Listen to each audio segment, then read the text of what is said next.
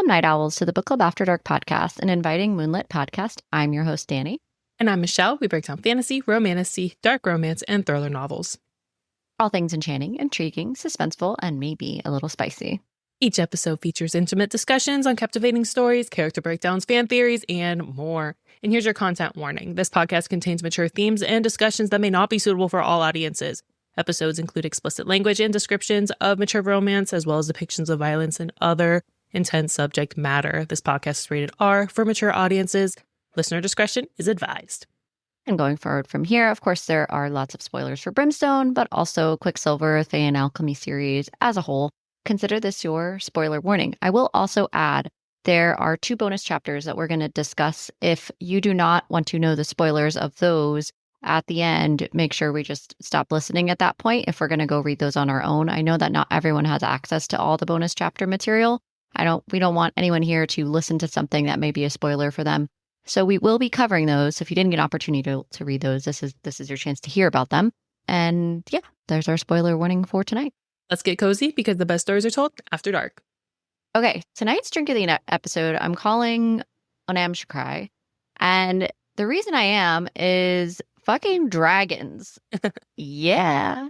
One of our theories actually came true. So this is dark, and it's basically a Cuba Libre with blackberry. So a rum and coke. Cuba Libre. Okay. So it's also known as a rum and coke. And it's just, I added some blackberry to it to give it a darker color, but I wanted something that resembled where we're about to journey to, and the fact that one of our theories actually was accurate. So Onamshacry, of course, is our first name of mountain in the book, but it's also a name of a historic dragon. And we are going to find out a little bit more history on said dragon because Kingfisher is beefing with the mama who's pissed. So we are going to find out about that. But I thought it would be good to just have a classic cocktail that's with a little bit of a twist, but also kind of looked ominous, not great. And so there we go. Cheers. Cheers. That looks good. Lime juice, Coke Zero, blackberry, delicious. Rum, can't go wrong. You can't never go wrong with rum. There you go. Exactly. All right. So tonight we're diving into Yavelia again, journeying a little bit even further than that, but we're going to be exploring chapters 46 through 52. And also inclusive, again, of those bonus chapters, 2 of them from different editions that were released that we know of. I don't know of any more than that, and we're going to talk about that in Down the Rabbit Hole. So bonus chapters are part of Brimstone by Callie Hart, and whether you're reading along with us or you're just here for the book talk, we, as always, are glad that you are here. Awesome. Let's get into chapter 46. This is Cerys's perspective, because at this point, where is Kingfisher? We know he's with Bellicon, but we don't know where, and Cerys is gonna try to figure it the fuck out. So she gets an idea, and she stomps over to the war camp where Danya is, and Danya is giving her the same bitch attitude that Danya always gives, but Cerys is asking her for help, and she ultimately has to get in like a fight with Danya to like make her want to help her and really just expose like her trauma and her emotions. And if you have, or if you know anyone like Danya, who is very rough exterior, if you're going to talk about emotions and trauma, she's immediately going to shut down. Ultimately, she does agree to help Cerys. And what Cerys needs is for her to knock her the fuck out. And Danya's like, I would be happy to oblige. No questions asked. And just like knocks her clean out in the face. And this is where Cerys gets this idea because she realizes that she needs to go to college. And the only way to get there is through the dream realm that her and Kingfisher have. And she ends up in college because like she's thinking like, I gotta go to college. So she was hoping that she wouldn't end up in that cabin in the woods area. And the rot by the basilisk. Yeah, who we've by talked the about basilisk. Before. But anyway, keep going. And college is in complete shambles because the rot has completely taken over. And there's like decaying food, and it's really upsetting for her to see. But she is on a mission. She first hurries to Kingfisher's room, which would not open. And she tries to use her magic to open the door. And of course, when you use your magic with the rot absorbs the magic. And she ends up using the Hazrak's rune to break the door open because she, the rune that he gave her that we talked about last episode. And she sees basically salt. Or, this is the Hazrak's name for sure. Right. Right. Mm-hmm. Salt is definitely a that we will see. And so a ghost of Kingfisher was in the room and she like can't access him whatsoever. And who do we have? The Hazrax appears, of course, to help because he's not just absently watching. He actually has a stake in this. So the Hazrax appeared and Saris is like ordering him to leave, using her like one favor, and he's like, you're not gonna want to do that, but she does it anyways. And he said he gives her 60 seconds to like figure out why she needs to undo her command. And she finds the missing page, does a quick read, and she tells the Hazrax to transport her to the Wicker Woods, because obviously on that page from Kingfisher's mom that's where he is and that's where she needs to go. And here we have, okay, so there's a quote in this section, and this is where she's talking to the Hazrax, and it says, the Hazrax slitted nose, nostrils flared, naive child, he said, in a piteous tone. Of course it does. I have a hand in everything, but you will learn soon enough, I suspect. So this is like, last episode we were talking about like what I think the Hazrax is, and I'm leaning more towards that the Hazrax is actually one of the gods. And as we were rereading these sections for, to do the script and everything, and we've talked about how the gods aren't really present here in like this entire book. And I think it's because the gods in like their realm aren't present because, we don't really have anything from Zareth. But I think the Hazrax is actually one of the gods. How does he have a hand in everything if he's not of them? And if we go back to the Which god? If we go back to the very, very beginning of Quicksilver, there's a point where Saris is talking with Everlane, and they're going through like the hall of Kalish, or not Kalish, they're in actually like the palace in Novelia, the Winter Palace. And Everlane is telling her the different gods there are. There is Styx, there's Belicon's palace. Yep. And there is, we spent a lot of time on Zareth because, that was an important one in Quicksilver. So I believe the Hazrax, Kirin, which is the god of secrets, we have a theory. This is my theory because alert. He is watching. He is the keeper of silence, right? And silence secrets. He's literally gathering secrets and information this entire time, biding his time. And to have a play in literally world-stopping rot and issues, that he has to be a god. So I think, and there's going to be a little bit more quotes later on, but I believe he is one of two gods we've actually seen for this book. And we'll talk about the other god that I think we see later on when we come to him. But yes, Hazrax, I think, is Kirin, god of secrets, and he did some fucked up shit and messed with the realm, and now he's trying to undo whatever he can with the rot. Because remember, Zareth said that he's going to kind of hide Saris and Kingfisher from the other gods who are meddling. Who is meddling now? The Hazrax is meddling. My theory. So. I also think it supports the fact that Callie intentionally didn't take us to anywhere with the gods, and that the gods do play a significant role. And she kind of mentioned that when we talked to her too, that the gods play a significant role. So if the gods play such a significant role and we don't supposedly go directly to them, especially, who's to say they don't come to us? And I think that theory is a good one on the Hazrax and explains a lot, because it doesn't take its true form. We don't know its name.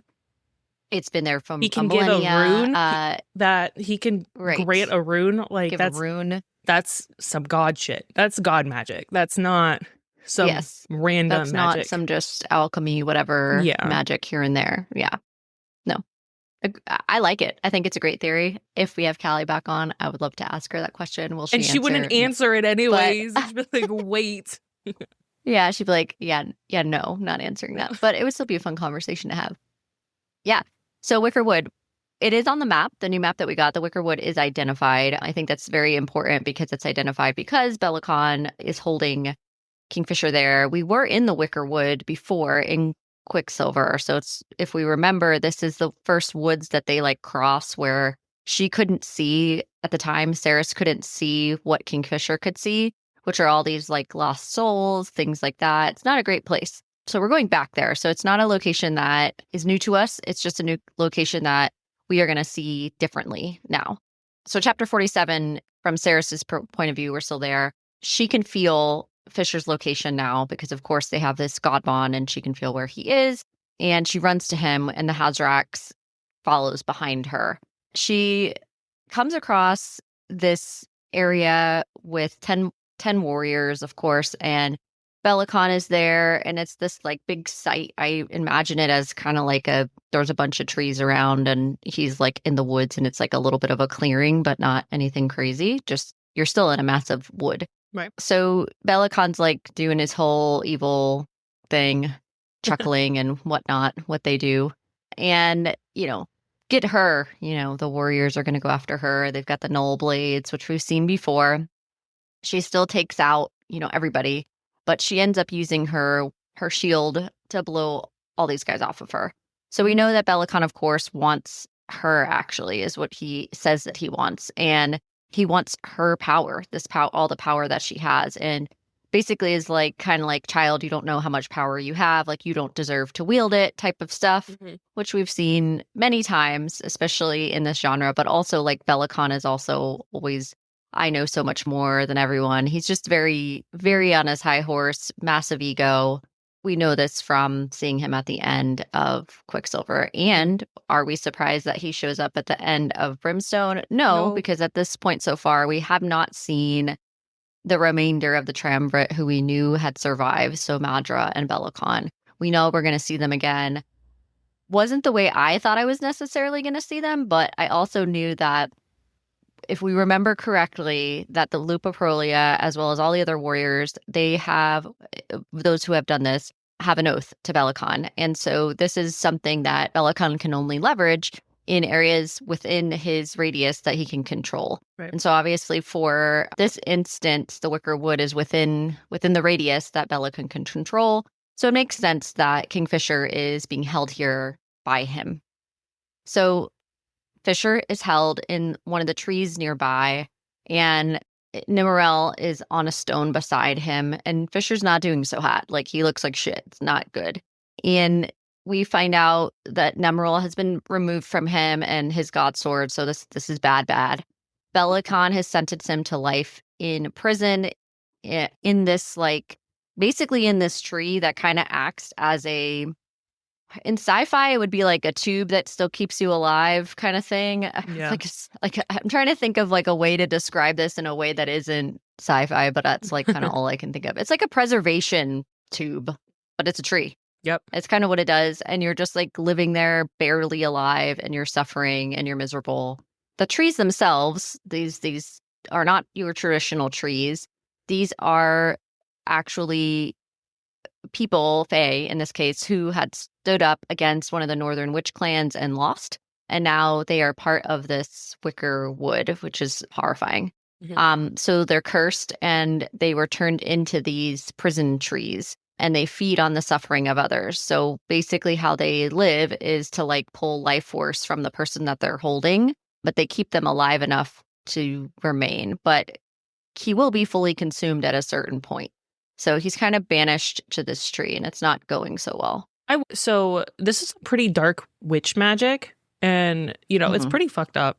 And the witches are supposed to not dabble in dark magic. So I honestly wonder if Olgot had anything to do with this, because she's actually, like, old as fuck, right? And she was banished, and she's from a Northern Witch clan. So I wonder if this Maybe is like she's a banished little... for doing this. Right. I wonder if there's a little connection here. And it's not just some random witch clan, because the witches have only a little bit of a presence, but there's something looming in the back with them. And since Olgot is free, and she's been banished from that before she became a vampire. Yeah. So I honestly think maybe she had something to do with this. Well, and I also think, too, like, Callie doesn't do anything without purpose. And so her little one-liners or little things that are added in that we find out about these trees, like, why do we need to know about these trees in this instance that had anything to do with witches? Like, do we really need to know that? Does it matter? I mean, sure, it describes how this works and like how this all works with Kingfisher being held, but You could have just been held by a fucking evil consuming tree thing that's got magic. That can just exist in this realm. Yeah. Right. Like, it didn't have to be of a northern witch clan. So it is very pointed that she points to this fact that it's of a witch clan. So I agree with you. I think there's definitely something here. We don't know other than the fact that it was dark magic as to why Alga gets banished.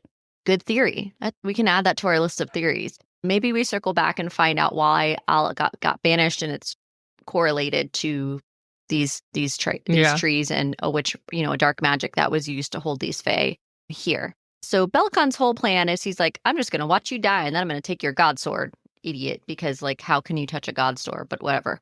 Belacon is like, yeah, well, once you die, it's no longer going to be tied to you, so that I can just take it as my own and I can touch the sword. Theoretically, could be true, because we know Cerys has Kingfisher's father's sword, but we also now know that Kingfisher's father is not dead. So there could be some other things related to this of how you take one's sword. What were your thoughts on that? I thought, so I didn't even connect it to Solus, honestly, until you just mentioned it now, because she was able to wield Solus, but he's not dead. So should she be able to wield Solus if he's not dead? Or does it speak to her power? I don't know. Maybe since he abandoned it, maybe there's something there, like he relinquished his right for it. When he put it into the Quicksilver, maybe he made a bargain to stay there until someone else was able to pull it out. The Quicksilver took it because the Quicksilver likes things, shiny things. That's true. Maybe the Quicksilver is like, yeah, I'll seal these realms for you, but you need to give me your god sword. Hand it over. Well, I wonder also, how much does he know of Adina and what she prophesied, how much, because if he knew anything, he knew that Kingfisher's mate would be human from that area. So maybe he had kind of a dealing in that, and really what is just prophesized and did it on purpose. Yeah. Because we also think that he didn't travel from Zul'Aran through Quicksilver. He couldn't have. No, the Quicksilver. And so this kind of, we'll get to that. Yeah. I'm jumping ahead here. But tying back to Nimrel and Pelicon being able to touch Nimrel following Kingfisher's passing, I don't know that would necessarily be true. No, I don't think so either. I mean, and that's why Cerys kind of laid it out on the line why he could never hold Nimrel, because one, it's made of iron and Faye can't touch iron. And he would know nothing about Nimrel at all, because he doesn't give a shit about why, what the name's from, why he has it, and the whole, that's why Adjunct Gate is important, because he had to use all of his, really all of his life force to close the iron gate, because he literally can't, but the gods gave him some extra power, and that's why he got this god sword. And remember, Meryl. Who hated him. Her soul is literally in the sword. No one, the sword wouldn't let you wield it. And I think he forgets that the Quicksilver is of the gods. He is not a god. And, when you deal with all these evil kings and whatnot, they think they're beyond the gods, and, they got to be put in their place. So yeah. Orias is chilling. He's just hanging out at this point, listening to the whole conversation. He's such a D-bag. And he's just there, just like his little follower to Belacon, who he thinks ultimately is never... Orias is just after who's the most powerful that he can follow, and he believes that Belacon can't be dethroned. So he's like, let me scurry on next to him. Kind of reminds me, honestly, going back to Harry Potter reference again, it's kind of like Voldemort and Peter Pettigrew, the great betrayer, but Orias isn't necessarily a great betrayer. He's just awful. So he's just going wherever he believes the winner is going to be and where the power is. And he's just been his right hand to Belacon for a very long time. Cerys calls to Nimrel to wield it, which the sword obliges, and stabs Belacon with a message from Adina, which is interesting because Adina obviously was murdered by Belacon. Lest we forget, gives birth to Everlane. Belacon slits her throat. This whole pacing of this is fairly fast, but it's a big fight scene, basically, is what's happening here. Bellicon is finally up against someone who can actually take him out. Cerys finally has gone through enough here where she believes in herself enough to take on someone like Bellicon, which is great. The whole time he's like, bend the knee, the Oathbound Fae will always be bound to me, all of this, that, and the other. He punches her, of course, and there's the message from Adina is she told me to tell you never, and she can't like get it out, the whole quote. Cerys heals very quickly. She's still hurt by this, but she heals very quickly. And there's this moment where Bellicon keeps being all hoity-toity about like, I'm always going to control them because of the bond, da-da-da-da. And she's like, well, that is true, but you don't know his true name. And he's like, well, you don't either.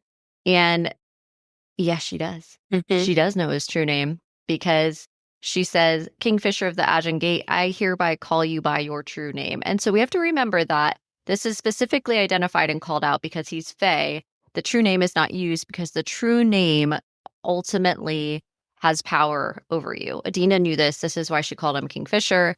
This is why he protects his true name. And he doesn't even know his true name, honestly. But guess who does? His mother, Adina. So I declare all oaths you have sworn null and void. Rise, Kaiden, Greystar, Finvara, in honor of the name you were given at birth. Rise up and fight.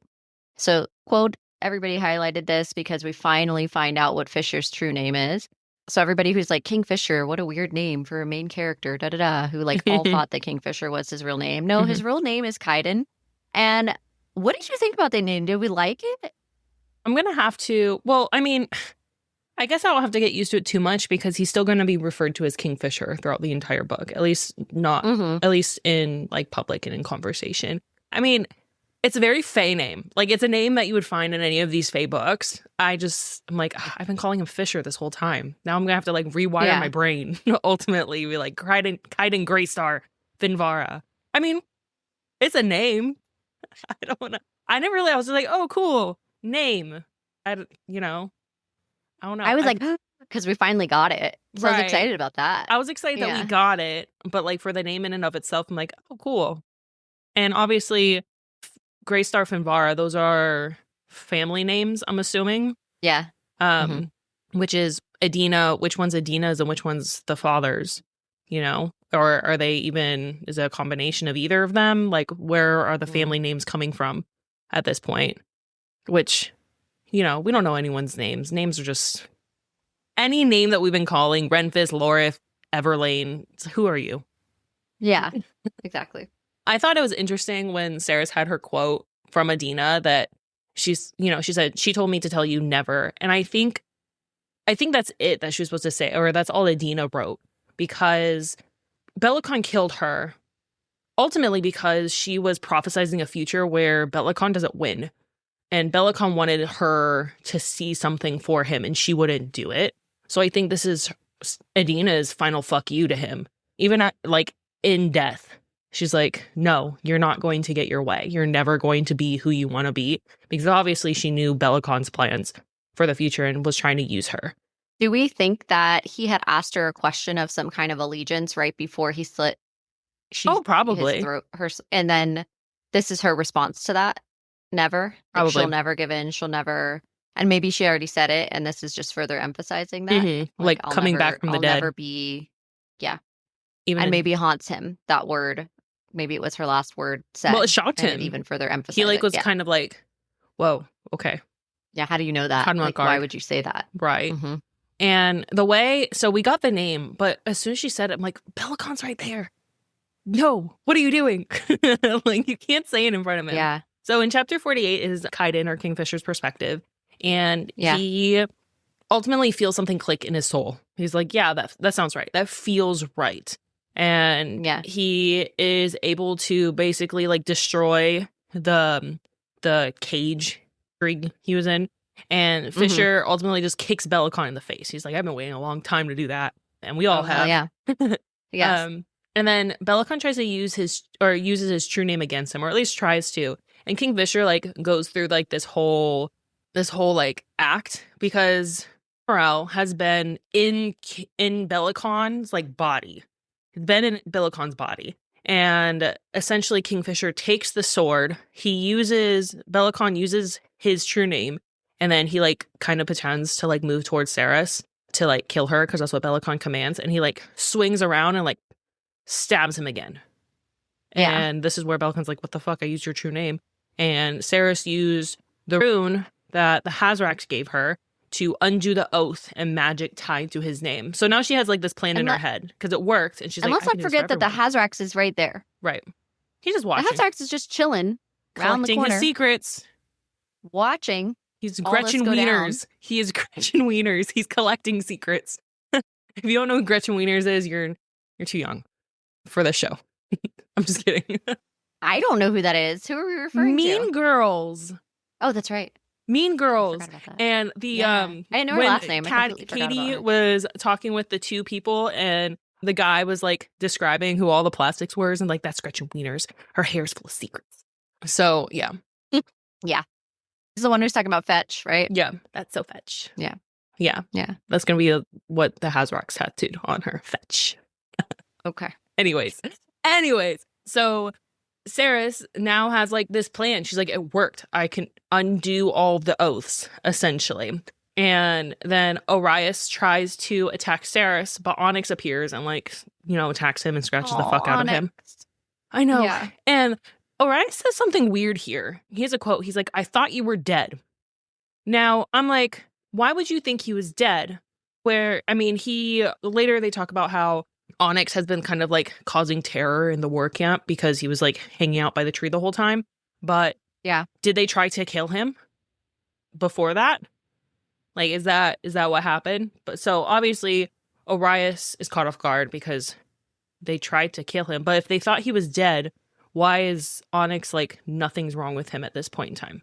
So I have some questions. I still have a lot of questions surrounding Onyx. I don't think he's just a fox. I still don't think he's just a fox. This quote kind of lets me think that, because if he was dead, why is he there, But we'll talk about that in the next chapter also. So Orias essentially slashes out Cerys with a nail blade, and Onyx jumps in the way. And Cerys literally rips out Orias's throat for doing this. And then Kingfisher's magic, or Kaiden's magic, hits him next, and Onyx is dead. I'm like, she killed the dog. No, the way I was she pissed. Killed the dog. I think I texted you. I texted you. Yeah, I was like, she killed the dog. No. I just don't think I responded to you. Because I was like, I can't say anything here. Yeah. There's so much that's about to go down that I like cannot. No. I'm not going to thumbs up it, because then that's like confirmation that he's dead. I'm not going to. I didn't know what to say. So I was just like, we'll come back in 12 hours. Or 4 or 3 when she's done with this book, because she's gonna fly through and be done, because there's no way she's just gonna like. No, so I will say this: stop it there. Onyx died, and I think it was like 2-3 in the morning, and I was like, we've got to keep reading. Okay, we can't go to bed thinking Onyx is dead. Nope. There's no way. Yeah, classic night owl move. I was like, oh, I can end this chapter. Nope. Can't end this chapter not right like here. That. Got to keep going. Absolutely not. No, Onyx. It's our puppy. We can't have that happen. No, we can't be having that. No. And then Cerys is like completely destroyed by this, because she's like, I wasn't holding him in his last moments. He just lied there. And Fisher. Do we think Belicon's dead though? No, he's definitely not dead. They know. Right. Fisher comments that he's not dead. He has like this weird and also power. Like you can cut off his head and he still will live. And Fisher had talked about that in a previous chapter, but we didn't talk about it here. So I wanted to identify the fact that just because Fisher cuts Belicon's head off, he's not dead. No, we will see him again. He's just really not in good shape right now. No, he just needs to be reattached. So have fun with that. Getting people to reattach. It kind of reminds me of. He is out in the Wicker Woods though. So there really isn't anyone else left to help him. So I'm wondering what he's going to do, but he'll figure it out. It reminds me of Hocus Pocus, where like the guy, his head's like, I'm over here. Fred? I'm over here. His name is Fred? Yeah, something like that. And so he's going to have to figure that out. But that guy was good. No, this guy is not good. Yeah. Visually, I got it. And then they go through a shadow gate. And then that's the end of that chapter. The chaos continues in the next one. We're going through it. This is a lot. Chapter 49 is Sarah's point of view. They go to multiple shadow gates now. Ceres is holding Onyx, right? And they end up in Augin. And Augin's covered in snow, of course, so it's freezing. They're up on this like hillside, mountainside with snow everywhere.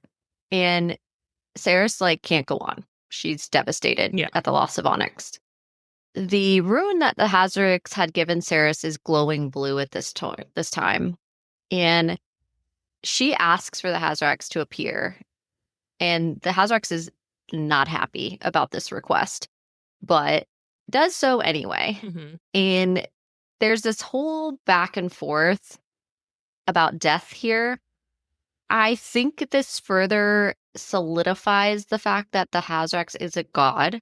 I think it further solidifies the fact that the Hazzarix would know secrets if this is the god of secrets. And I think what happens here has to be god related, because what other way explains this? So a couple important things that happen is they're having this conversation, and Ceres wants to know about like the dead specifically, and that the Hazzarix agrees to answer, but that they want to ask a question as well. So the Hazzarix wants to have the question of, what is it like to lose something that you love so dearly? And so this also supports your theory about it being a god that collects secrets, because this is a huge one, but it also speaks to the fact that the Hazzarix is not human and has not had like a humanity-based experience, right? Which we knew the Hazzarix wasn't human already, obviously. We don't know its form. We know that's like a magical being, but moreover, like has never had a normal life in any type of sense. It literally this question completely like removes the concept or idea that the Hazzarix at any point in time was humanity-based or of a simpler life than what it's created into now. This further, I think, solidifies your theory that the Hazzarix has to be a god. Mm-hmm. And the fact that they would collect this specific question is an interesting one. Right. To me. So I think it further solidifies your specific theory about Hazzarix. Yeah, and honestly, yeah, because it's collecting the knowledge, obviously, the secret knowledge of that, and just it's never experienced anything like that before. And then it ultimately says, the fox's soul is still with you. It is currently sitting at your feet. It seems that the beast hasn't realized it's dead yet. It follows you like a little lost shadow. So the fact that little lost shadow is italicized, and that's going to lead into, there's other quotes in this chapter that I think are key to background. Kingfisher is referred to by the Hazzarix as child of shadow. Now the fox is a little lost shadow. We also have another god who is the god of shadow, which is Styx. Yes. So this is all leading up to what I think in the last chapter, because we know we have a big reveal in the last chapter. But these quotes go into the background. And I think this tends to, well, I'll focus specifically on Onyx here because that's the big thing. But Onyx is more than just an animal. He's a little lost shadow. Why is that italicized? He has black eyes, you know? And he kind of blends in with the surroundings because he's a white fox. And so I think he has more to do with a different realm that we may see in the next chapter, because he's referred to as a lost shadow. So definitely more. Also remember the beginning of Brimstone. This fox, holy shit, goes through a lot to get to her. Okay? Right. Specifically her. Any other animal would have been like, it's not homeward bound. No, I was just thinking that. I'm like, I would love to think homeward bound. Like, I would love to think that would happen, but reality dictates that what would happen is the creature would find somewhere safe to live, and whoever the next owner would be. If Onyx was cared for and brought in by someone, this fox is not running, which by the way was a wild animal beforehand. Well, and Onyx, remember where we find Onyx? Onyx in Quicksilver was in a forge, waiting. Correct. So honestly, yeah, I think it's a spirit from another realm. I think, and also, why is Onyx domesticated fairly quickly? Right. It's like, oh, you feed me. Obviously, like all of this, right? And all of us just accept this, like, oh, a fox would just be like a dog. No, wrong. Foxes are not like dogs. Don't listen Foxes to Instagram. Have doggish certain things, but they are not pets. No, they're not. There's a reason nobody keeps foxes as pets. They're super cute. Not a pet. Still a wild animal. Fisher even says that multiple times, that this is not a dog. Like, well, why don't you get a normal dog? We have dogs. Like, you don't need a fox. The entire time. Literally. And also, it kind of shows that not only why Onyx is really attached to Ceres, Onyx is really attached to Kingfisher. So if he's a little shadow, child of shadow, god of shadow, from the shadow realm, some way, all connected. Interesting. Yeah. So here we go. Onyx's soul is still there, and she decides she wants to use her magic to bring him back. Because remember, she says some healing magic, and that she has this ability to heal others because Tal, in a previous chapter, remember, had said that she has a couple other abilities, and that Tal believed, and we talked about this in a previous episode, I'd highlighted it, that Tal had healing abilities. This is where this comes to pass. And I had a feeling when I read that line, that's why I highlighted it. I was like, oh shit, she's about to bring someone or something back to life. I didn't think it would be Onyx because that would be like ultimate devastation for me, but I was so happy that this was who we're bringing back if this is who's going to die, because we don't kill off the puppies. No, we don't. And so there's a moment where she's like, I need to figure out what I can do. I can't cheat death, but maybe I can undo it. So this shocks the Hazarix, who tell Kingfisher, like telling him, like, tell her not to do this. This is not a good idea. You shouldn't do it. Magic has a limit. And if Ceres does this, she's going to like break the rune, and she's not going to be able to free other people from this oath to Belicon. This is important. Like the rune, you're going to use all of it. And certain magic doesn't replenish.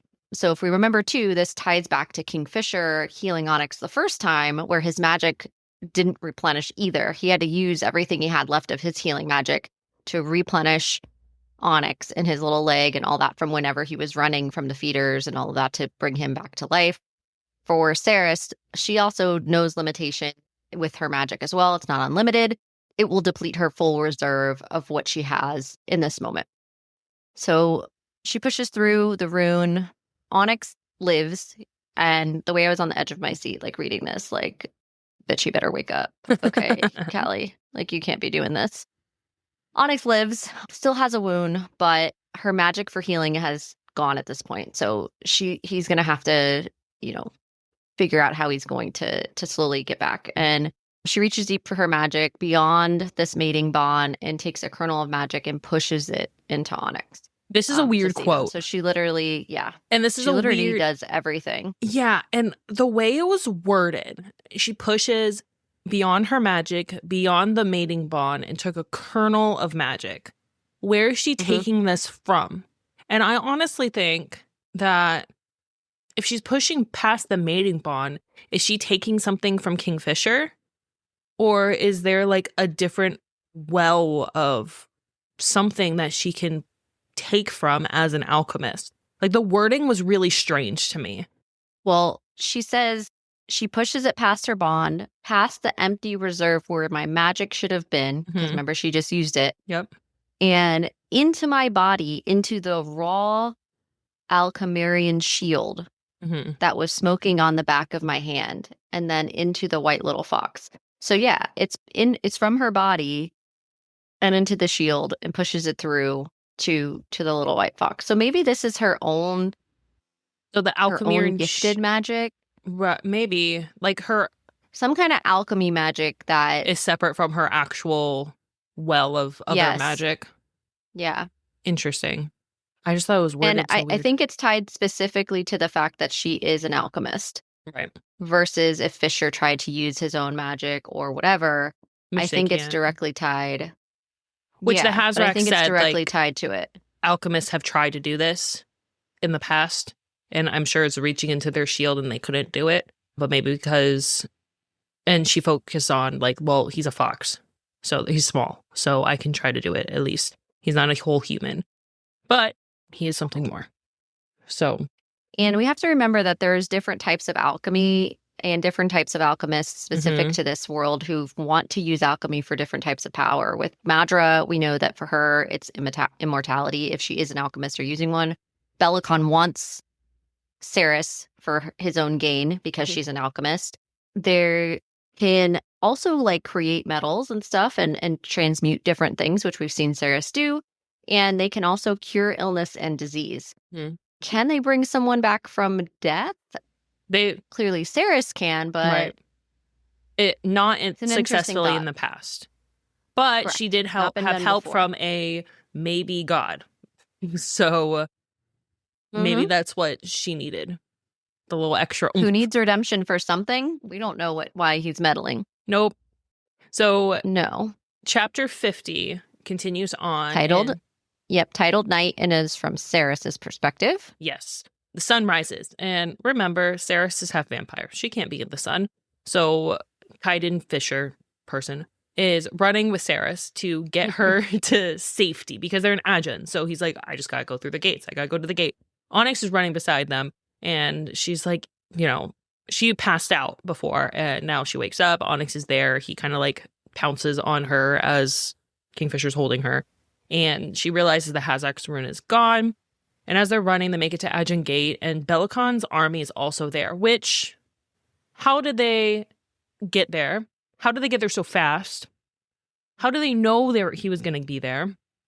So again, this is, we talked about Madra, obviously was able to deliver the feeders, or that's what we think is happening, deliver the feeders through her own little portal that she is able to create. And again, I think this is another hint that she's able to do this, and not just with feeders, but Belicon's army as well. So even though we don't fully see Madra, her magic is at play here and all that. And then we finally find Remphis, who is just behind the gate and, welcomes them into the safety of Agen.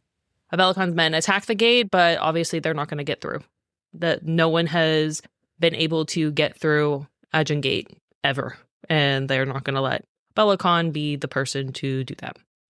So we finally find out what's been happening to Remphis. Well, he's Knight of the Orithian, a Knight of the Orithian. And usually this is someone who is specifically a member of Agen, but he's actually been given this special honor to serve Agen. Essentially, back at Agen Gate, when we got those prequel chapters, had asked the elders if he could bury Morale there. And because of Morale and Remphis' sacrifice, that they had her buried at the top of the mountain. And you can only be buried on the mountain if you are a member of the Agen Fae. Well, because they are twins, essentially, Morale, as she is buried, she becomes a member of the Agen Fae, which extends to Remphis because they are, womb mates, essentially. So he is, as a member of the Agen Fae, he gets this honor where he is now a knight that protects the gate. And these aren't the gates that we think, the Iron Gate. No, there's another gate here. There's a portal between Avelia and another world that it needs to be guarded because, there's just demons that just come in randomly. Just randomly. They'll just dragons, other things, they'll just come through. And Fisher obviously is annoyed at the mention of the gate, meaning because we find out he knows what gate it is. Yeah. He's been through the gate before. This is the first gate he went through because Belicon's a piece of shit. No one can control the gate, opens by itself, creatures from the other world come through, and so that's why the knights were created. But recently, the gate has been opening more and more. Essentially, every day, the gate opened 3 times without warning. Essentially, the gate has been opening every single day. Beforehand, it only opened 3 times, period, without warning. Now it's opening every single day for 3 hours at a time. So this ties back to Everlane, right? Everlane has this quote. Yeah, where the heck is Everlane? Yeah, the gate is open. It cannot be closed. The gate is open. The gate is open. So her having known this in her realm, is she here?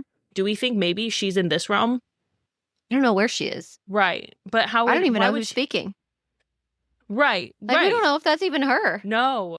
But whoever is her, whoever is her, that's not grammar. Yeah. Whoever is in her body, or if it is her and this is where her soul's trapped, could she potentially be in this realm and being controlled by whatever is getting through? It's weird that she knows the gate is open and it can't be closed. Yeah. which clearly, definitely. Yeah. So something. We just don't know what it is. I don't think we have enough to figure it out yet either. Nope. But the gate did gate did open up. Dragon came out, killed all the knights, which is why Renfus is here. So, someone has to protect the gate. As they're having this conversation, a lot of like past information is coming on. Renfus is essentially walking them up to the gate. And she's like, what are we doing? He's like, well, we got to go now. She's like, what the fuck? We just fought Belicon. I guess let's do it. Let's just hop into another thing, whatever. Literally. Yeah. And he says it's never been given an official name here. The pantheon of undergods and the dragons they breed there call it Diaxis. But personally, I've always called it hell. So pantheon of undergods, remember like at the very beginning, one of the Lords of Midnight worked at the pantheon of the undergods. And this is the one that was killed. Yep. So now we're actually going into the pantheon of the undergods. We get a name that they call it is Diaxis. Right. Fisher calls it hell. I think it's really interesting because, again, we have Styx, which is the god of shadow, which is one of the other gods that was mentioned. And Styx is actually, in Greek mythology, the river of hell. So I think that's like an interesting correlation here, even though obviously these aren't Greek gods. But Styx has a, root in Greek mythology. Yes. Yep. Which we've seen Callie do before. Mm-hmm. So, yeah. The Fae, perfect example.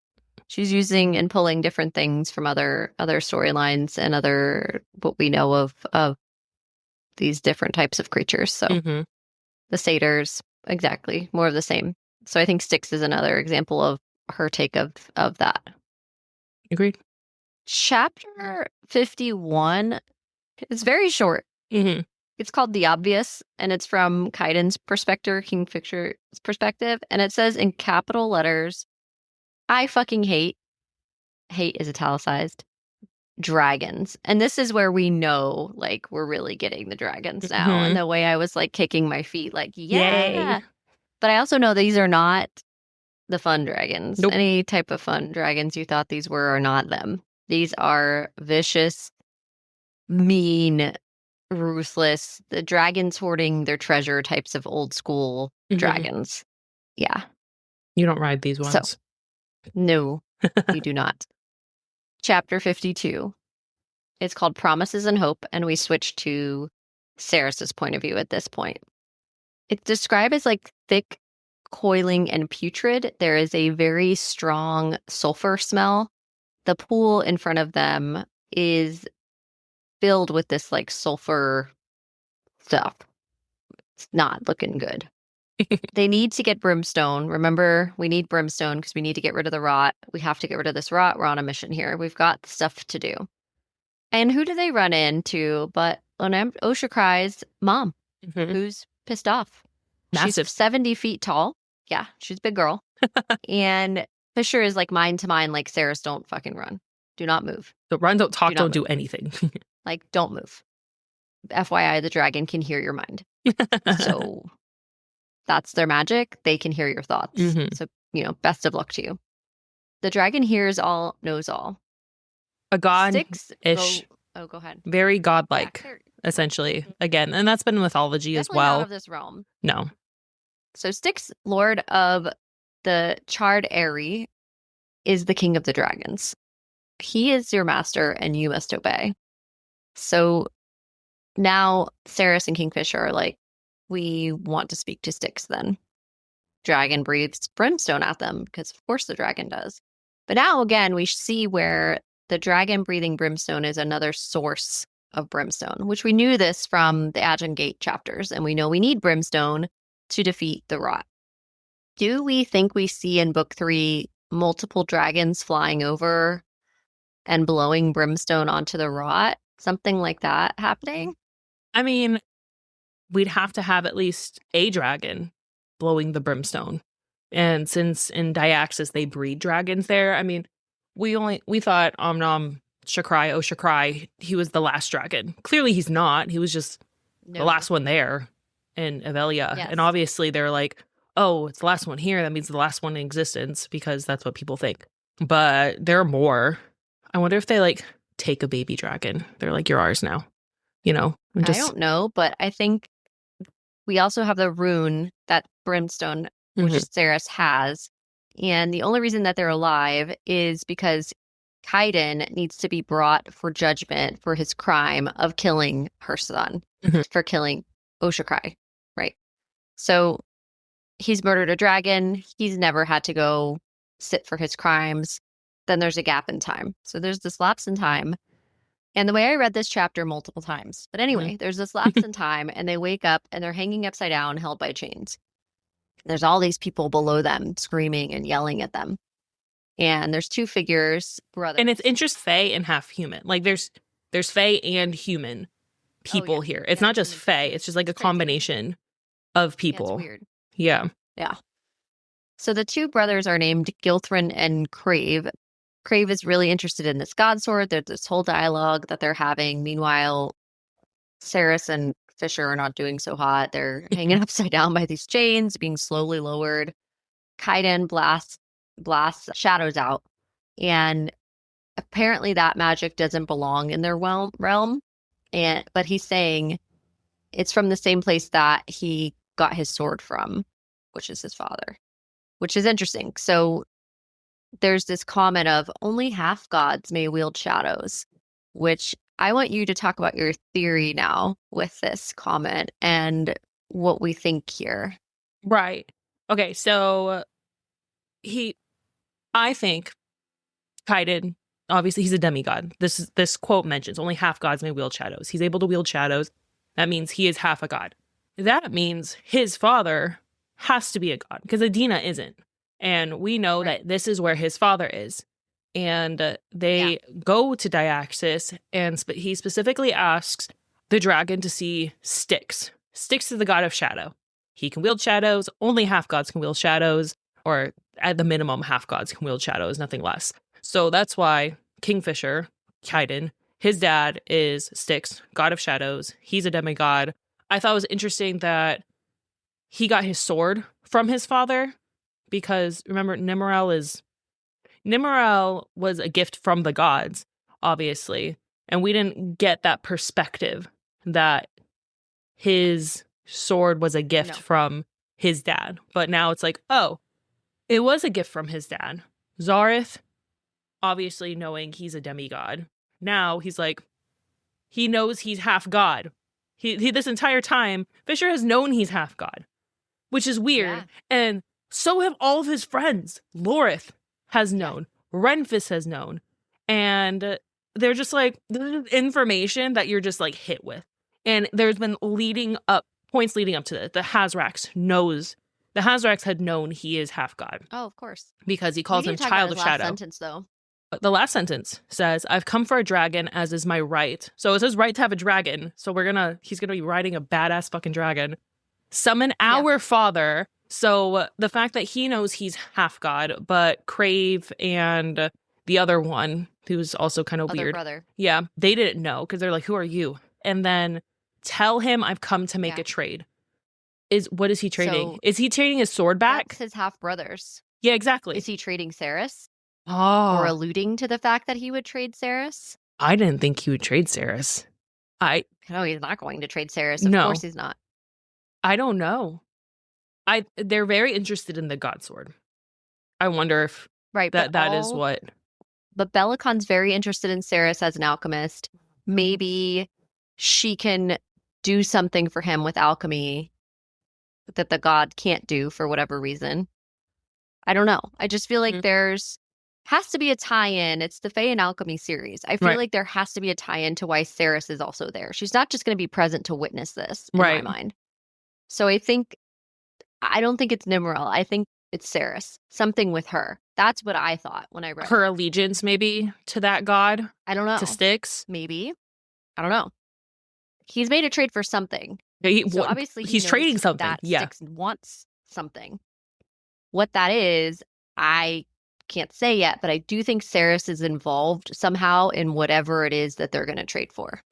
That's what I think. Well, and remember, he gave Styx, his father. This is why he wasn't in Zavarin, because he can use portals. Gods can use portals to go to different realms. So obviously that answers that question.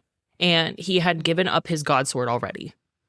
So he had a sword, a god sword, and Right, he had given it up. But it also tells us where the scorpion came from, because we know that he probably came up through whatever pool Styx traveled through as well. So this demon that attacked them when we were at the very beginning with the donkey and Shrek show, and Fisher comes across, right? Yeah. So what's going to happen with the scorpion god that they have in the box? We have to remember that, which I believe is a creature from Styx's realm, Right, has come through. So we know that because of that, I think we have solid evidence that there is another pool that transfers to Zilvorn. And maybe Madra's been meeting with him. We don't know where Styx allegiance totally is at this point.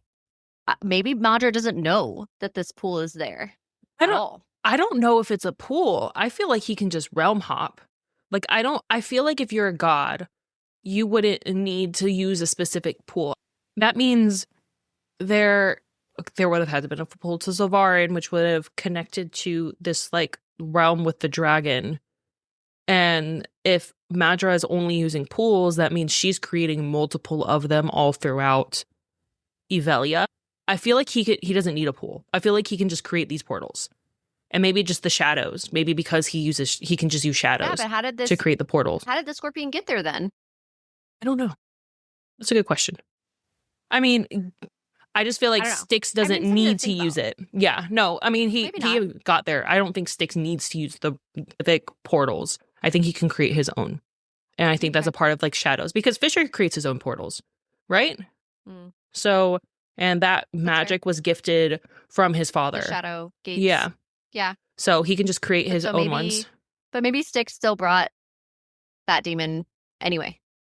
Like released him. And there's other demons too that we don't know of, because there's all these different fairy tales. Maybe he like slipped through when the portal opened. Maybe there was a trade. Interesting. All right.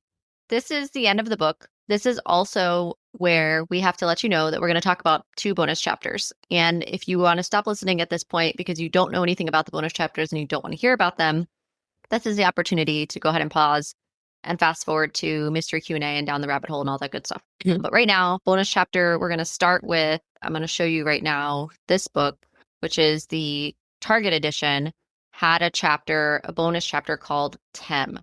So if we remember correctly, Carrion, this is a Carrion point of view chapter. It's very short, not a long chapter at all. It basically is describing Carrion's first love and why he is the way he is, and also describes her as human. She was sick. It makes me wonder if her illness was something that could have been curable, especially in the Fae realm. Plants. And I just wonder, or maybe with his plants, right? Who knows? I wonder, that'd be really dark, Michelle, if he finds out that he could have cured her this whole time. That he could have cured her this whole time. Wow. That would have been awful. Maybe that's going to happen. I don't know, but let's talk about it. So the chapter's titled Temm, which is her name, like a nickname for her. This is back in time. This is in Zilvarin before Ceres. This is 317 years, 5 months, and 3 weeks specifically before Ceres and all of that. So he's still doing his thing in all the different spokes of the wheel of Zilvarin, and he is now needing to give golden silk. What's interesting here is Madra's going to the Even Light Ball. So one little kernel to pocket away is that she's going to the Even Light Ball, and she gives this honor to these different makers to make these garments for her to wear. And she specifically requested a garment item that cannot be found easily, which is literal gold thread. Carrion, of course, has some. Of course. And he is bartering at this time with Andrax, who's this guy he's been selected to make the dress. And so you need to pay attention to this in the fact that you're learning things about Madra, which we already know, and she's awful. But we're also learning about the Even Light Ball, and that it's been in existence for some time, and that Madra is going to be attending this. So we remember that Ceres and Kingfisher attend the Even Light Ball. And so there's some interesting things that are going on in this, but from a political standpoint. But I think too, it just points to Carrion and us learning, and Carrion telling us about how he met Temm for the first time, which was his human love, who he still has yet to get over. Temm was the Chamberlain's daughter, but she has this thing called a sun sickness that's not really described further than that, but that she is definitely dying. So it's not good. She's dying. And they have this really cute banter. He describes her as long black hair, really beautiful hazel eyes, and petite looking, but just he described her as basically color in this barren, non-colorful Yeah. world that he's in. It was really cute. And like she starts to talk to him, and he like in his mind is like, oh shit, she's talking to me. Oh, hey, I'm Carrion. I'm Carrion. And you're like, Carrion is not a guy who like has Lost for trouble words. finding Nope. wit or words. Yeah, not that guy. He's very quick-witted. And so the ending of this chapter is really, really sad. She's like, you're not going to fall in love with me, right? We're going to dance all night. You're not the type that's going to fall in love with me. We're not doing this. We're going to dance all night. We're going to have fun. You know, we like each other, whatever. You're not going to fall in love with me. And he's like, no, of course not. And then it jumps to them having this great time. But him and her father, basically, she lives for like 3 more weeks. And she told him to promise that he wouldn't fall in love and that he would, after her passing, move to the third with all the, you know, rough and gruff bad guys and set up shop there. And what's really sweet is we know that he ends up in the third. Yeah. And he stays there, and that's why he stays in the third. It's for her. And that he did fall in love with her, and a part of his spirit was crushed with Temm's death. So that's the bonus chapter we receive. Is it specifically plot moving? Not particularly, but does give you a great Backstory. background on our boy Carrion, who's gone through it. So now we know who Temm was, and we'll have to see who his. I wonder still if he's going to be mated or not, but we do know that Callie wants to give us his own book, separate from the series. So we have one more book in this series, and then we have hopefully 3 spin-off books that will come from this. Right. I think it's likely that that will happen given the sales here and that she was picked up for Netflix for the first book. But one of them will be Carrion's book, and I'm excited to read it. But that's his bonus chapter from the Target exclusive edition. So the next bonus chapter we have is the Waterstone edition. So Waterstone Let me is see. the specific British. It's the same background or outside. I find it. So for the sake of my bookshelf, this is actually like a centimeter taller than the other books. So I can't set it because my bookshelf is like, it's tight. So I had to actually separate it, but it's an exclusive edition. And this bonus chapter is Kingfisher's point of view. And this is actually interesting because this point of view chapter is actually from a scene in Quicksilver. So essentially this chapter takes place all the way back in Quicksilver. And this is basically the first intimate moment between Ceres and Kingfisher where they share a kiss. What's it titled? Hold on. What is it titled again? And this is in the Waterstones version, right? Yes. Okay. Did that one look any different than the deluxe version that we had? Okay. Just size-wise, right? What did you say about it? Size-wise, it is like a centimeter taller. And I wonder if it's because it is metric system versus in US maybe. it's not. So I was actually kind of mad because it wouldn't go into my bookshelf. I had to do one of these. Yeah. So this one's titled Missives from the Deep. And essentially this is the deep is the darn here. And this is right after Ceres and Kingfisher share this intimate kiss. He nicks her neck. And we know the implications of that now with the fae and the biting and the sharing of blood and all of that. It's a more hyper-sexualized. And, he literally just needs to take his version of a cold shower. He got too hot and bothered. Mm-hmm. And he goes to the darn and literally submerges himself. And he makes a comment. Ice plunge. Yes. Yeah. That he can hold his breath longer than most fae. And he's literally down there for 10 minutes. And he's remembering about the maze and how he would almost drown sometimes. And then he'd survive and Tal would dry him off. And then, kind of the repetition of that. And he also makes this comment that Evelia used to not be frozen, which is interesting. The Darn used to not be a frozen river. Evelia itself was not frozen. So here I'm wondering, is it because Plant Daddy was gone and now we have Plant Daddy back? And maybe... Interesting. Maybe we'll bring some more greenery into this frozen land. So I thought that was interesting. So we get a tidbit of Evelian history there. And then we have another creature that we haven't seen, which is called a Selkie. So Selkie are they're not water sprites. We've seen water sprites. There's a difference. This is kind of like more mermaid-ish, but they have legs. And essentially they're translucent in a way, like their hair is translucent, and it's for camouflage. And they swim underwater. So they can come on land. They choose not to, but they can. And they usually remain camouflage, and they would drown the fae. So essentially like mermaids, like old sirens, right? Yeah. They would lure the pirates in and drown them. So the Selkie, it acknowledges Fisher's existence and doesn't try to kill him. Which Fisher's like, that's weird. And essentially they like go up above water, and the Selkie had warned Fisher not to go into the water. Like, you can't go into the water. And he had been waiting for him. He had been told a date and time to meet him by the archivist. And obviously, and he had a Missives. Essentially, it's Adina. This is Adina who had given him a message. So, yeah. And he had this missive. Knew he would be right there to give to her. That's crazy. Exactly. Okay. So he's just like been waiting around all day, and Fisher's like, weird, I don't go in the water. Why are you waiting for me? And Selkie's like, I've been told the specific day and time, and I didn't want to be late. Yeah. So, and then there's like this talk between him and Fisher, and basically he's like, you capture the water sprites, right? And Fisher's like, no, they work for me. Like, they're free to go. Yeah. They just, they have a job. And the Selkie is like, can I have a job? So, and his name is Ishin.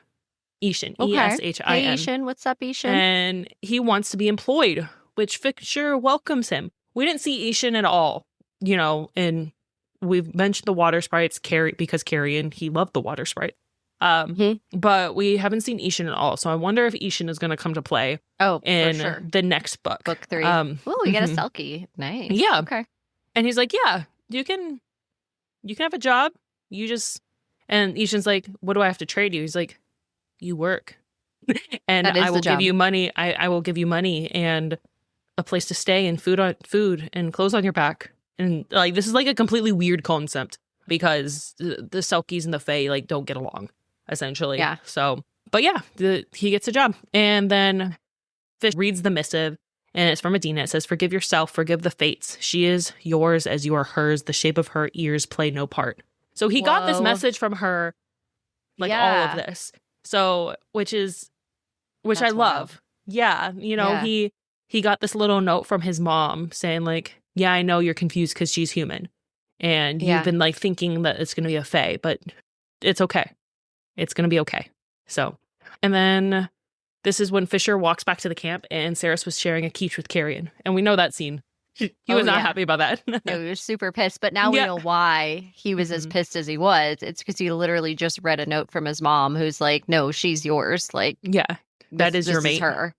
Yeah. And he's there quiche with with Carrion. Yep.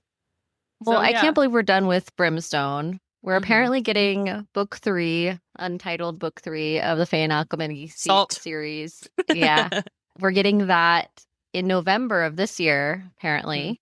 So fingers crossed that that's going to happen. It's supposed to be released. You can pre-order it now on the Barnes & Noble website and other places as well. And so we have no reveals yet. And Amazon, so we're getting it. It's only 600 pages and change, which I'm very surprised at given the level of depth. But how much we have to... But I know she's still writing it. So like I feel like that can't be right. I feel like there's no way that's the actual number of pages. So maybe they're putting that number of pages, but I don't know that it is because she's saying she's still writing it. She literally just put a post saying that book 3 is well on its way. So I feel like that can't be. And also makes me wonder, if it is of that length, how much time are we spending editing, going back and forth? Because that was something that was problematic with this book, that there were things that were not caught. Yeah. It's not a ton of time given that we're in February. It's like, how do we have enough time if we're still writing this thing? Right. To really give it and then get it all out and printed and all the things. I just worry about that. But anyway, we have just completed Brimstone in full. Hey. I want to kind of recap. We had a bunch of theories that we went through. Hit us with our theories, Michelle. Go through them. Let's go through which ones we've got so far. All right. So we just talked about Kingfisher's dad, who I believe is, Styx, god of shadow. Lots of hints there in the last chapter. We have the Hazorax's identity, which I believe is God of Secrets here. Lord of Midnight or Lord of Midnight of Silence, Lord of Silence. Now he is God of Secrets because he has too much he's meddling way too much. Now Everlane waking up. Where is she going to wake up? A couple theories here. Yeah. Is she now, is she in Diaxis?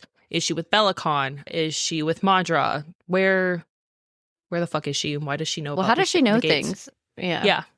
So we've talked about Madra and how she could be a potential alchemist, or how she just has this connection to this magic because of her ability to use the wheel. And maybe she's just Fae and she's just been masking her ears this whole time, So there's a lot of questions in Madra. Belicon, I think it's really interesting. We don't know where Belicon gets his fucking power, because how do you get beheaded literally. Just survive and it'll be okay for him. Yeah. And okay, then let's talk about Onyx. We've talked a little bit about Onyx this episode, how I believe he's potentially more from a different realm, like Diaxis, because he's connected to a little shadow. Algot is going to be a big player in the next book because she is Fae, or she's a witch again. She's no longer a vampire. Yep. So, and she has all of her power. Yep, and if she's the one warned. Right. And if she's the one that made an entire tribe of people into fucking trees, then God knows what's going to happen. You have your basilisk theory. I do have my basilisk theory, which I think is going to come into play at some point. Whether the basilisk wakes up Everlane or we need to make a deal with the basilisk for something else, the basilisk is definitely coming back in for book 3, 1000%.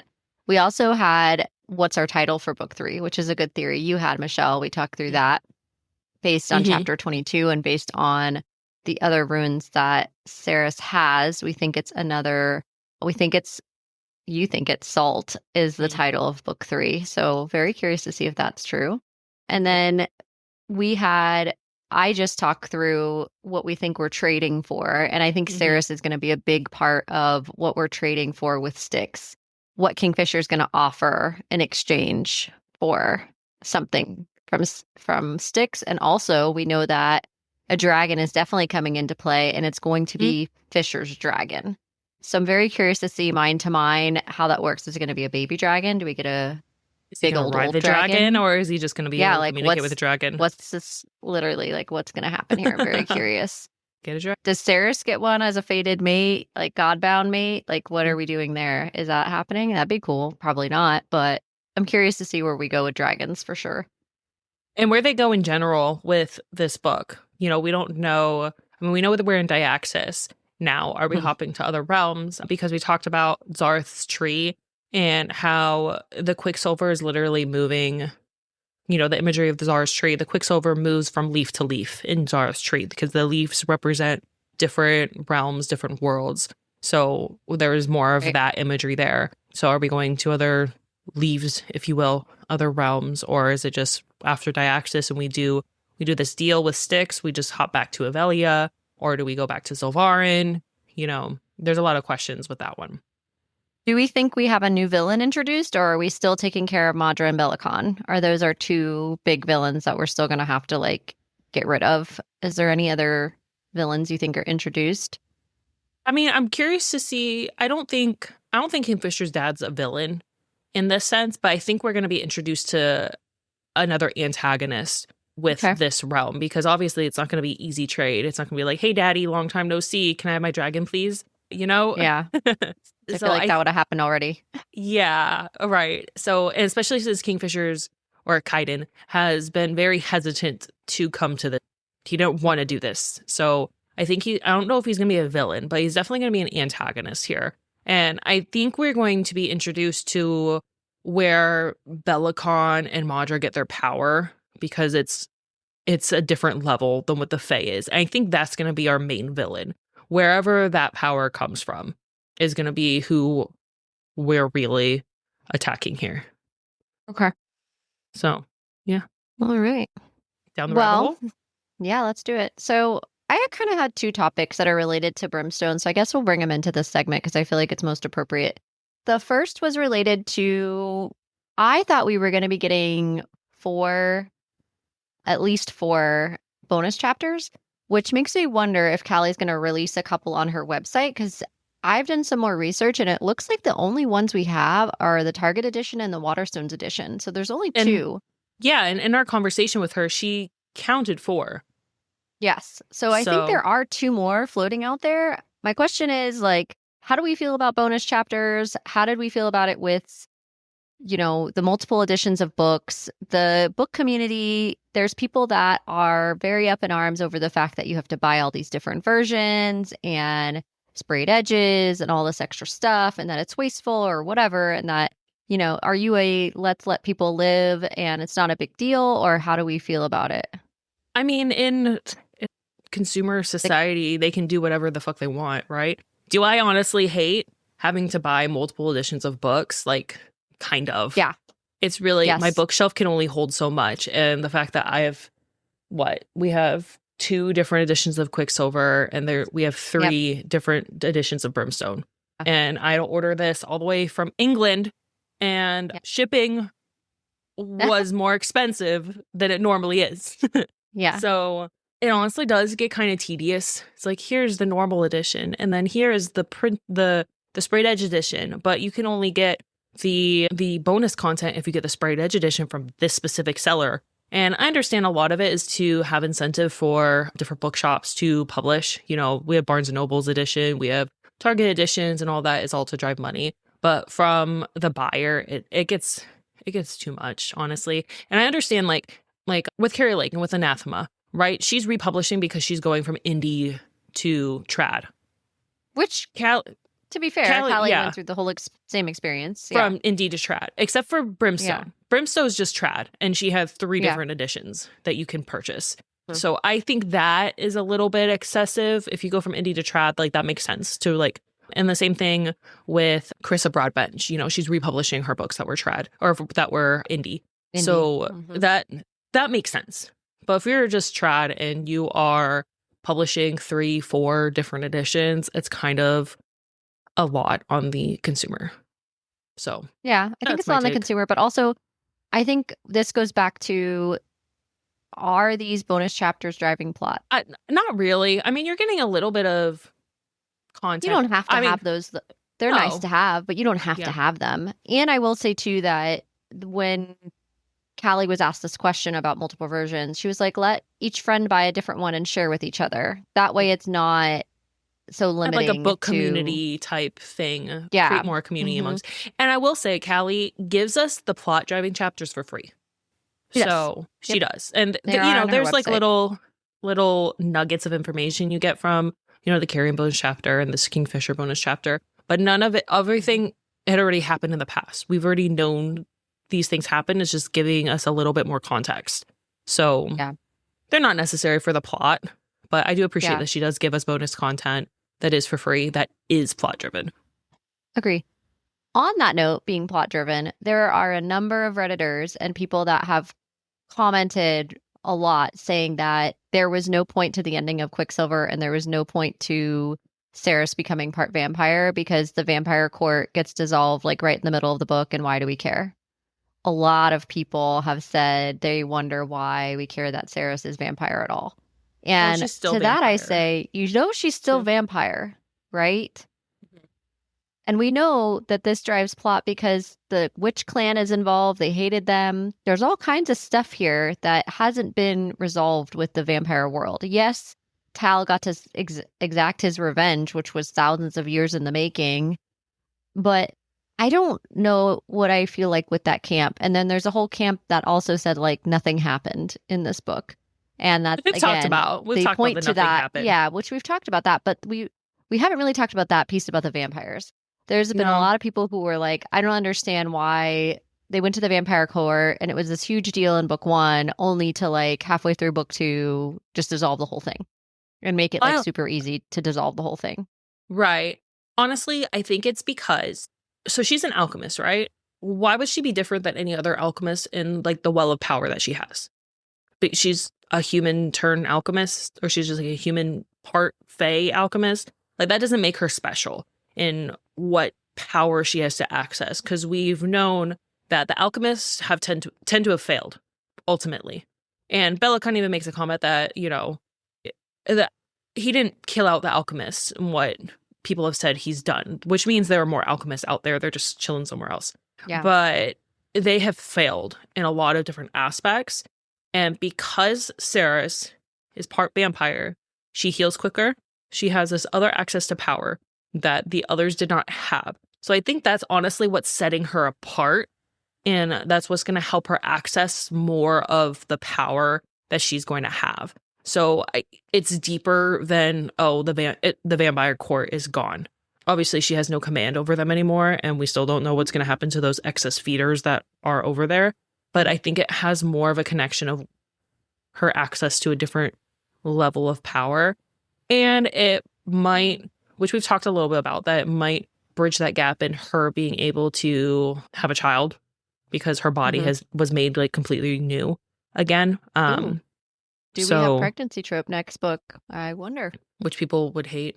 I wonder if it would be a pregnancy trope in like Carrion's book. Honestly, I feel like Carrion's book. Everyone hates everything. So like whatever. You're not going to please everybody. And that's kind of the reason for the bookish rant to begin with, is I feel like there's so much negative book talk and bookstagram stuff going on that I'm like, we need a minute to like take some time and hash through some of these things because it's exhausting. And that's kind of why I have this segment here now. But I think we've pretty much cleared it up and closed it out. We can pop over to Mystery Q&A if you're ready. All right. Mystery Q&A. Do you want me to go first or do you want to go first? I don't care. It's up to you.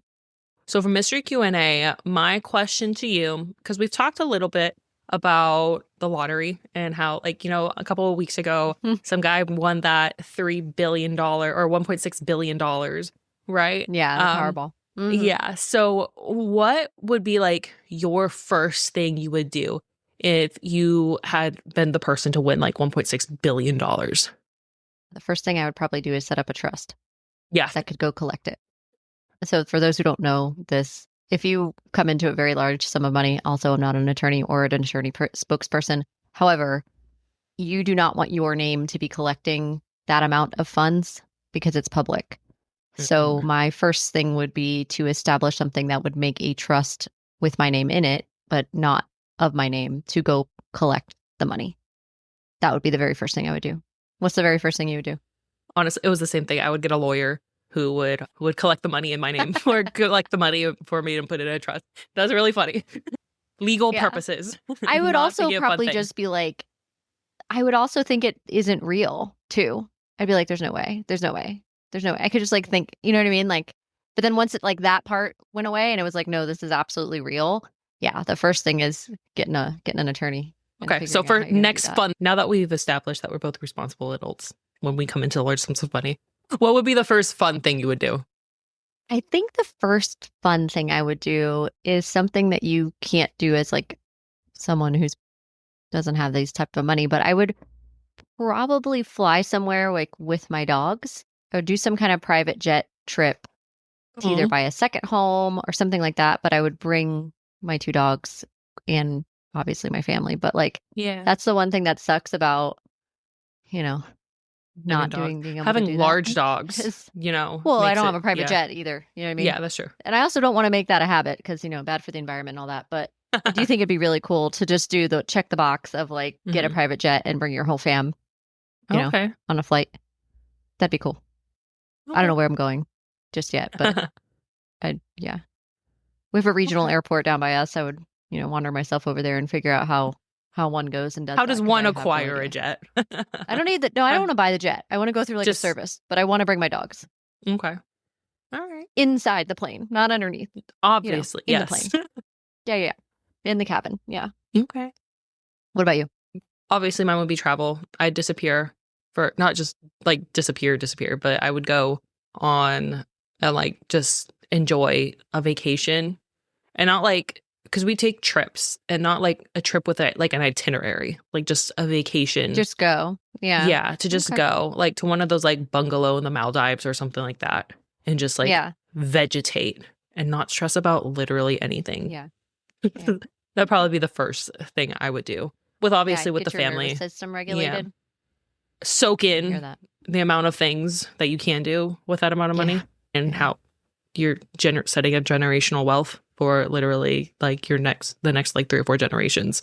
If handled properly. I also think that level of wealth would allow you to do good. Like there's so much good you'd be able to do too. Yeah. That I feel like you'd have like such an opportunity now to explore charities you gave to in the past and help someone, you know. That'd be cool too. I agree. All right. So my question is related to the weather we're having. So it's really cold. What's a really, really cold weather item that you don't get to wear often that you're excited to break out for the Florida winter we're experiencing? My Uggs. My Uggs. Me too. I love my Uggs. I never wear my Uggs, but I feel like this is finally this like calls appropriate for it. weather to break It's them out. getting and for those listening, it's going to be negative in freezing. the teens.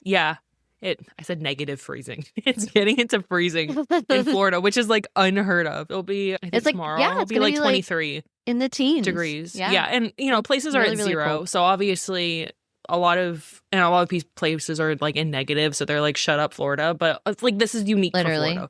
We don't also like we got a text message from the county that was like, hey, cover up your pipes or something. And I'm like, I don't read winter. Like, I don't know what that means. What do you mean cover up your pipe? Like, how does one cover the pipes? They are in the literally walls. Like, I don't know what this, like, you're sending this out to a bunch of Floridians. We don't know what this is. What does this mean? I don't know. So I asked my husband, who's from Illinois, and I was like, what is this? He's like, we don't have outside pipes, so we don't have to worry about that. I was like, oh, who has outside pipes? That's a thing. He's like, look, I got it. And I was like, oh, okay. Because I literally have like no idea. I was like, oh my God, would the county message us? We have to, but they also put in there, bring your pets. Bring your pets inside. And I was really happy to see that. I was like, okay, bring your pets inside. Because I feel like a lot of people will like, no, not of course. I feel like a lot of people are like, oh, it's still Florida. Like they'll be fine. They have a fur coat. And it's like, no, it's like in the teens. This is unless they're like huskies. Breeze. But even still, like I feel like Florida huskies have kind of adapted to like the warmerness of honestly. Yeah, Florida. I don't know. Unless you have like a husky or a Malamute or one of those like mountain dogs. I mean, I kind of I have a Bernedoodle, so he's like a mountain dog. He's not staying outside. He is very much a couch potato. He's not also literally not made for that. No. He's not. That has been bred out of him. He is not of the mountains. No, he's not. He doesn't even like to go for a walk down the street. That boy is not walking up no mountains. No. Oh, we have hills, and he's like, I'll die on this hill. I'm not taking another step. I'm like, oh my God. Drama. But that's what his name should have been. Floridians, like, we know how to prepare for a hurricane. You know, tell us if there's a hurricane coming. Got it. You know, stuck up on the snacks in the water. Done. Fill up a tub full of water. We're good. But yeah, for very cold weather, no. Yeah, I don't know. That summarizes it. Yeah. Before we wrap up, let's talk about what's coming up next on Book Club After Dark. Next week, we have our thriller. It's going to be another Geneva Rose pick because we so much liked her pick from last year. So we have a new one, which is really, really popular. It has a sequel too as well, like a second book. It's called The Perfect Marriage. The second book is The Perfect Divorce, but the first book is The Perfect Marriage. And many, many, many of you have read this book. Many of you liked it that we posted this. We're looking forward to dissecting this novel with you. I think this is also a good time to mention our next series, Michelle.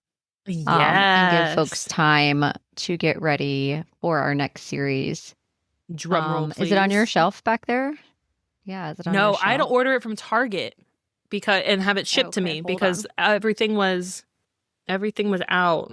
I literally went on Target's website. I'm like, oh great, I can have it shipped. It'll be here in a week. So, drum roll, please.